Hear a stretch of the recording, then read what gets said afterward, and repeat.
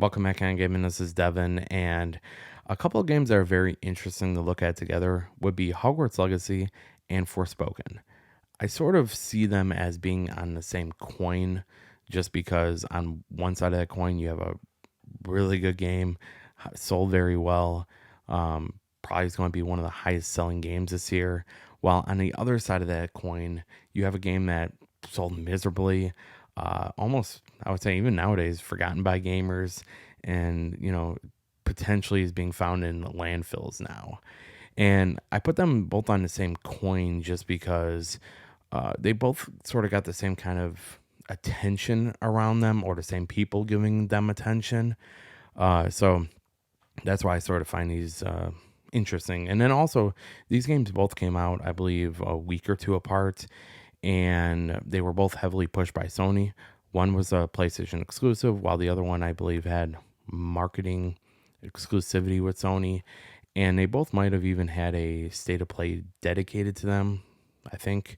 But anyways, of course, first we have Hogwarts Legacy, which, like I said, sold very well. A lot of gamers love this game.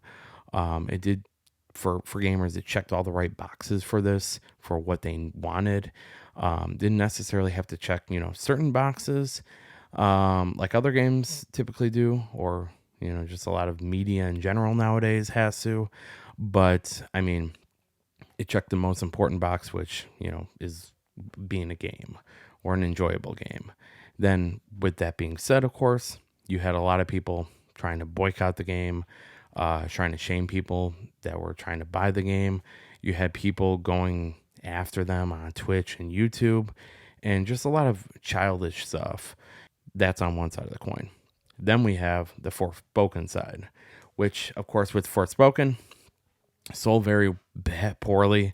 It had a demo for the game, very disappointing demo. I played it personally, thought it was very generic, just wasn't interested in it. A lot of people did not like the trailers for it, thought the dialogue was really bad. And, like I was saying with Hogwarts, there checked certain boxes.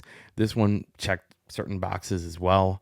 And with that, of course, we had David Jaffe speaking out, calling everybody all the isms, shaming people to buy the game.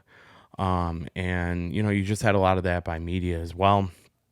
And, I mean, in this situation, as we can see, is that didn't necessarily work either.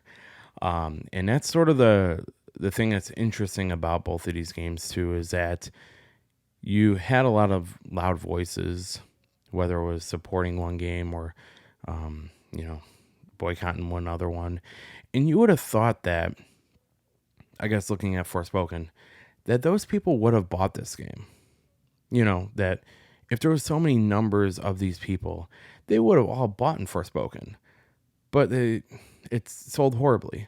So what is it? Is it that there's a lot of people on that side that just are not gamers, that are telling people to do this, or um, there's just not many of them? They're just you know pretty loud. So I mean, it's either one or the other. But that's just why I wanted to look at both of these games. And one other last thing that I thought was very interesting and funny, there was a picture on Twitter of someone destroying the collector's edition of Hogwarts Legacy. So they must have bought the game for it, and it was what, $300 for the collector's edition, and they destroyed it. Like, you already gave your money to someone, or where it needs to go, and you're destroying it. I mean, the joke's on you. I mean, you're like, I don't see what kind of point that was trying to, what was the point? And then on the other side of that, or the other part of that coin, you have all these game boxes or steel books being shown in landfills of Forspoken. So on one side of it, you have people destroying the game but paying for it. And on the other side of it, you have it being destroyed and nobody paying for it. So yeah, just yeah, and I'll try to put a photo of both of those up here. But it's just And to be completely honest with the landfill with the steelbooks, I personally think that it's probably just pre-order bonuses. I don't necessarily think that it is the game itself. I think it's just the pre-order steelbook, and they're just getting rid of those just because they have too many of them. I don't necessarily think that it's a game. Well, at least yet. But let me know what you guys think in the comments below. Like, subscribe, all that good stuff, and we'll see you later. Bye.